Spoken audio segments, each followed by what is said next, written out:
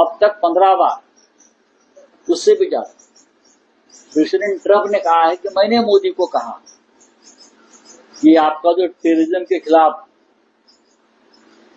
जो संघर्ष चल रहा है वो रुकवा।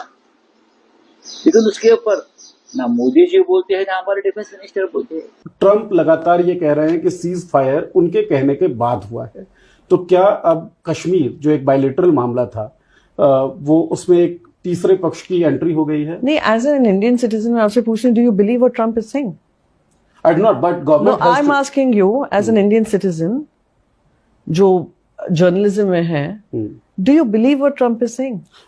I do not want to believe that thing. So you do not want to believe, I mean anyone with common sense would know that he has this habit of saying what he says. But आप देश की सांसद हैं, उस नजरिए से मैं आपसे ये जानना मैं उसी नजरिए से मैं भी बोल रही हूँ, सांसद होने से पहले मैं देश की नागरिक हूँ और मैं यही कहूंगी कि मैं अपने आर्म फोर्सेस पे यकीन करती हूँ, ना कि कोई विदेश में बैठा हुआ इंसान कुछ कह रहा है मेरे देश के बारे में उसको ब्लाइंड फोल्ड होकर मैं एक्सेप्ट कर लूं। तो क्या आपको नहीं लगता है कि प्रधानमंत्री मोदी को उस बात का जवाब देना चाहिए, क्योंकि एक बार, दो बार, तीन बार नहीं, लगभग 11-12 बार लगातार ट्रंप ये बोल चुके हैं। अगेन मैं रिपीट करूंगी, does it deserve an answer?